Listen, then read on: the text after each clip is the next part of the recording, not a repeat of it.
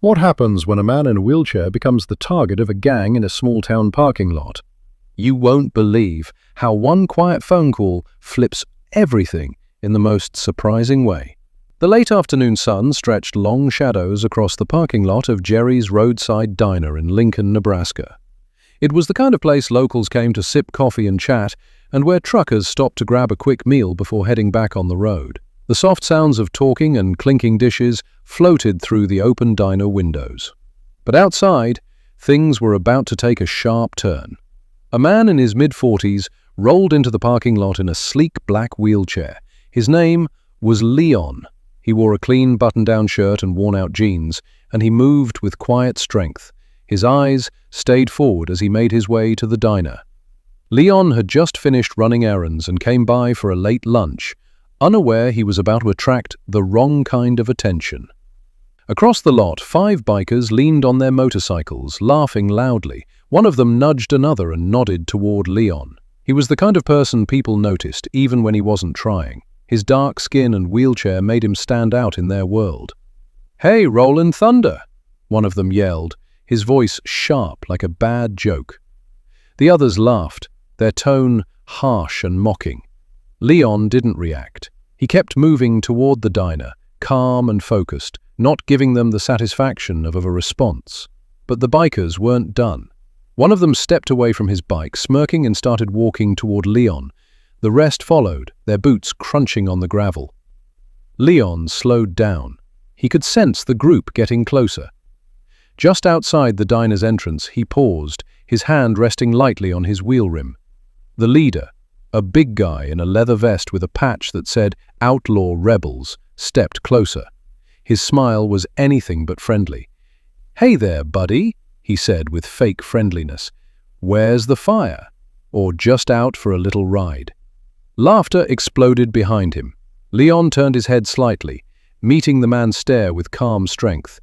"Just here for lunch," he said evenly. His voice was steady and gave nothing away, but his calm seemed to bother them even more.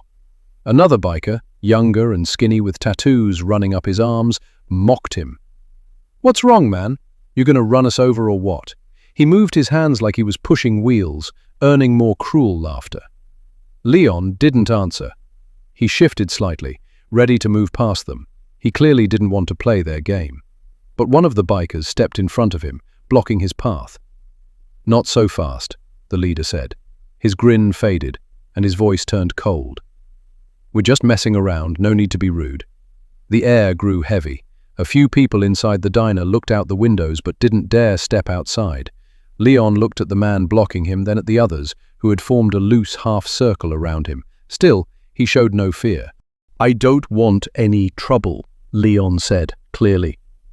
His voice carried a calm firmness that made the men hesitate, but not enough to back off. Leon didn't argue. He slowly reached into his pocket and pulled out his phone. His movements were calm and careful, but the bikers noticed. "Who you calling, huh?"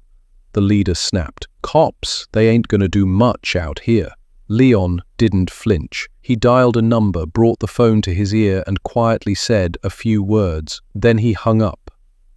The bikers looked at each other, unsure for the first time. Leon slipped the phone back into his pocket without a word. The leader squinted at him, trying to figure out what just happened. "What was that?" he asked, trying to sound tough. "You think that's gonna scare us?" But there was a flicker of doubt in his voice now. Something had changed, and he could feel it. Leon didn't answer. He didn't have to. Instead, he calmly rolled his chair a few feet over, positioning himself against the side wall of the diner. Like he had all the time in the world, his cool, steady demeanor only made the bikers more irritated. "What, you got backup coming?" one of them joked, trying to sound tough. But his laugh had a nervous edge to it. The others laughed too, but it was forced, empty. Something about the way Leon stayed so calm was starting to get under their skin. Minutes passed. The bikers began to shift uncomfortably, their confidence fading. "Man, I don't like this," one of them muttered. The leader snapped a glare at him and he went quiet. Then it happened. A low rumble in the distance. At first it was barely noticeable, just a faint sound. but it grew louder and deeper with every second. Engines, the unmistakable roar of dozens of motorcycles filled the air, slicing through the tense quiet in the parking lot. Everyone turned to look. Coming down the main road was a massive convoy of riders, their chrome bikes flashing in the sunlight. The sheer sight of them made the original bikers go silent. It was an army. Dozens of riders, all wearing black leather and helmets. Their jackets were covered in patches, symbols of brotherhood, protection, and strength. They rode together in tight formation, moving as one. Leon watched them come in, his face unreadable. He hadn't said a word since making that phone call, but now there was the hint of a smile at the corner of his lips. The convoy rolled into the parking lot smoothly, lining up their bikes with precision, like soldiers preparing for battle. The lead biker of the original group took a step back, his confidence falling fast. "Who the hell are these guys?" he muttered, but deep down, he already knew. The balance of power had completely shifted. The riders climbed off their bikes in unison, their boots hitting the gravel with steady rhythm. They didn't yell or posture, they didn't need to.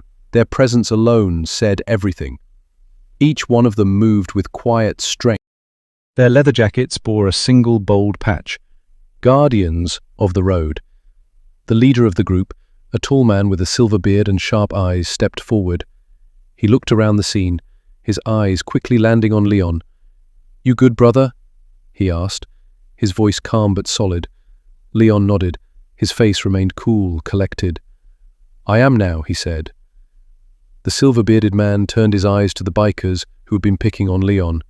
Just moments ago, those guys were loud, smug, and fearless. Now they looked like kids who'd been caught doing something wrong. Their leader tried to act brave, puffing out his chest. "What's this all about?" he demanded, but his voice trembled. The Guardian leader took one slow step forward. His size and energy were enough to make the man flinch.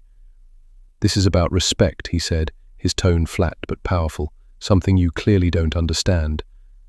The other Guardians moved slightly, forming a loose protective wall around Leon. The original bikers looked at one another, their courage draining by the second. One of them, the skinny guy with the tattoos, spoke up, his voice small.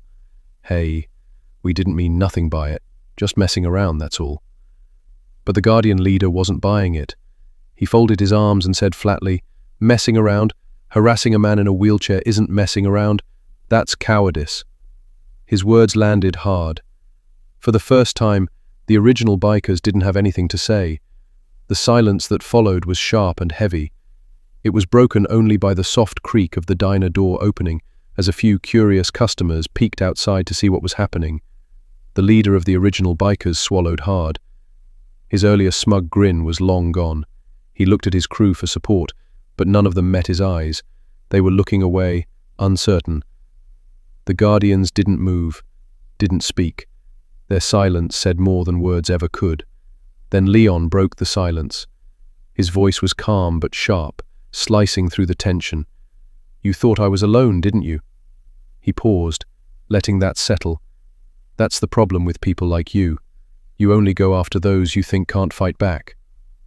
The silver-bearded Guardian gave Leon a quick look, a trace of pride in his expression. He turned to the bikers. "Here's what's going to happen," he said, his voice steady and clear. "You're going to apologize, for real, then you're going to leave. And you're not going to try anything like this again. Ever. Do I make myself clear?" The biker leader opened his mouth to argue, but the Guardian's cold, steady eyes stopped him. He froze, then mumbled, Yeah, okay, we're sorry." Leon raised an eyebrow. "That didn't sound like you meant it." The Guardian leader leaned in slightly, his tone low but firm. "You'd better mean it." This time, the biker spoke louder.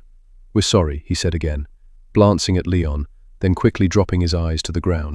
The others followed, mumbling apologies, all of them now stripped of the tough act. Leon gave a single nod. "Apology accepted, but remember, you don't get a second chance to fix this kind of mistake." The bikers didn't say another word. They hurried back to their motorcycles, their earlier swagger gone.